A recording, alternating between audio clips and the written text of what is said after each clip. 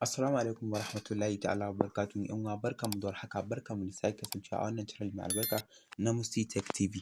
A kamar yadda kuka sani yau bidiyon namu zai bayani ne tun daga title na wannan bidiyon kun san bidiyon me zai bayani. Bidiyon namu zai bayani akan me ake nufi da copy trading da kuma yadda ake yin sa. Insha Allah da a cikin wannan bidiyon za ku ga yadda ake yin copy trading. Na san dan uwa wani ya taɓa jin copy trading wani kuma bai taɓa ji ba. So ko da a ce ka ji ko baka ji ba ya kamata a ce ka tsaya ka kalli wannan bidiyon tun daga farko har ƙarshe.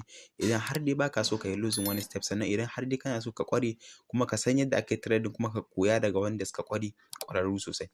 Kafin mu shiga cikin wannan bidiyon gadan-gadan kada ku manta da subscribing da liking da sharing, domin subscribing shi zai taimaka ma da mun ɗaura bidiyo irin wannan ƙayatacce mai amfani da ilmantarwa zai sa a tura maka notification ka ga cewa Musti Tech TV sun ɗaura bidiyo. To don haka dan uwa taɓa subscribe mana. So bayan ka yi subscribing sai ka ɗan yi liking sannan sai ka yi sharing. So bayan ka yi sharing in akwai dama sai ka ɗan yi comment, shi ma hakan zai taimaka maka wurin mu san me kake nufi ko kuma me kake buƙatan a yi next a shi wannan bidiyon.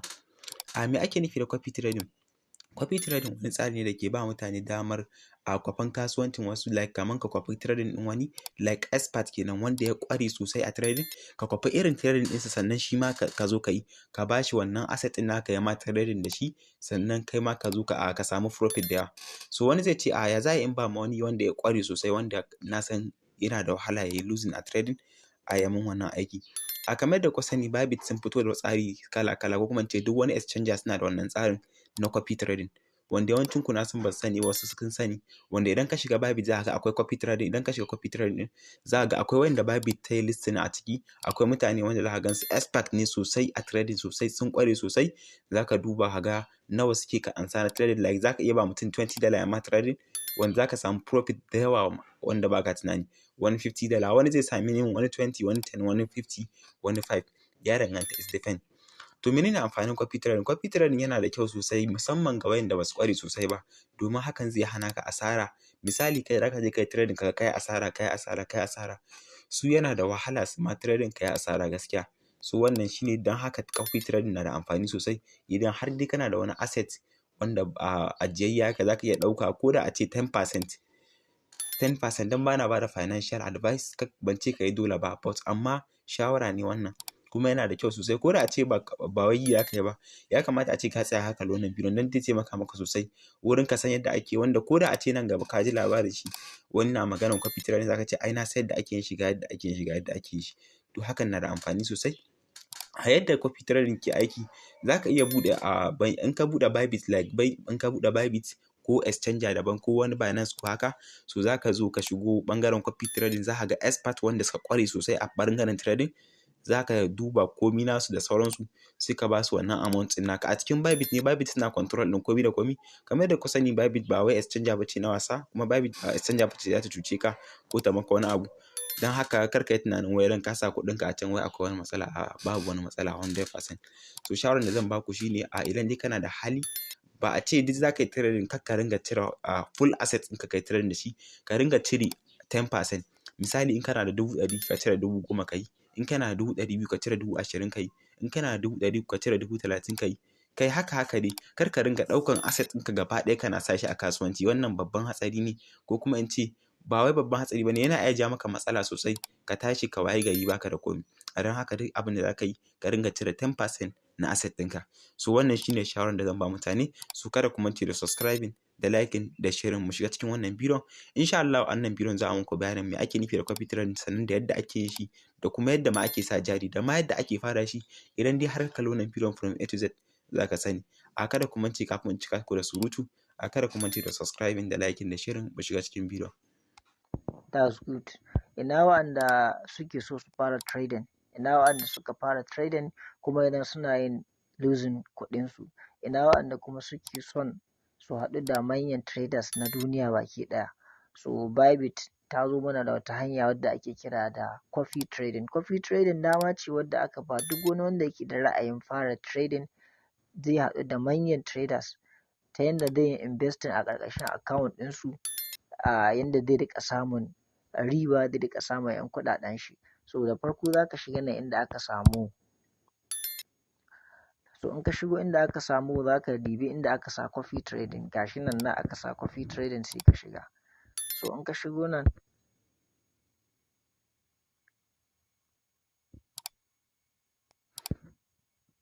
Yawwa in ka shigo nan za su baka wa'anda available wa'anda za ka iya zuwa ka yi investing a ƙarƙashin account ɗinsu. So kafin nan kuma sun ba dama za ka iya dibawa ka ga wanne ne hankalinka ya kwanta da shi wanda kana ganin in ka sa kuɗinka ba za ka rasa ba. So wanda ya zama professional ne akan trading. So ga na farko dai sunan shi Cyber Trend.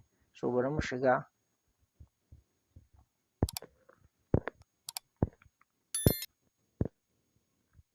So wannan kaman ma already shi account ɗin shi ya cika har wasu sun zo sun yi investing a ƙarƙashin account ɗin shi. Bari mu je akan na gaba. So wannan ga wani nan.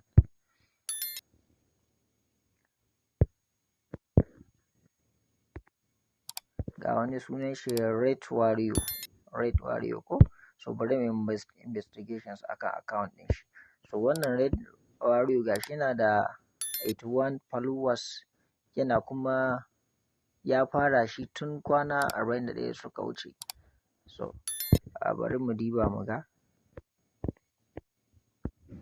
Gashi shi tun da ya fara trading bai taɓa losing ba kuma ba wai shi ya sa ba. No, bybit duk abin da ya zan record ne suna aje shi a matsayin evidence. So ya yi trading 21 amma gashi bai taɓa losing ba. So kun ga wannan za ka iya zuwa ka yi copy trading da shi, za ka iya saka kuɗinka a ƙarshen account ɗin ne. So bari mu taɓa copy mu ga shi nawa ne za ka iya yin investing. So kuma yawwa gashi shi bakin dala 200 za ka iya sawa abin da ya sama to above. Dala 200 zuwa abin da ya sama za ka zo ka investing. So in ka zo ka investing akai idan ya je trading ne aka samu riba, duk abin da aka samu riba naka ne. Wannan dala 200 ɗin let's say ka sa dala 200 maybe za a samu profit na $50 ko a samu $100. So cikin $100 shikenan wannan profit ɗin naka ne. Za ka iya zuwa ka ce to cikin $200 da kake da shi a baka profit ɗinka da ka samu 50, sai a ci gaba da yin trading da sauran abin da ka saka. So ana yi the more aka samu profit the more za ka iya cire abinka. So kun ga wannan hanya ce mafi sauƙi ga masu ra'ayin son su fara yin trading. Wannan dama ce ta samu a gare ku. So kuma za ka iya zuwa wurin na gaba. Ga sunan da yawa sai ka bincika ka gani wanne ne kake da ra'ayin da za ka investing a ƙarshen account ɗin shi. Ko kuma maybe kana da wani mentor wanda shi ma yana da wannan account ɗin na copy trading, za ka iya zuwa ka yi searching ɗin shi. So kun ga kamar Red Warrior da muka fara yin investigations a kan shi, bari mu yi searching. Gashi kun ga ya ƙara fitowa ko? Gashi shi ne wanda ya yi winning at least ya yi winning 21 kuma bai taɓa losing ba. So wannan ana iya samun shi kuɗi.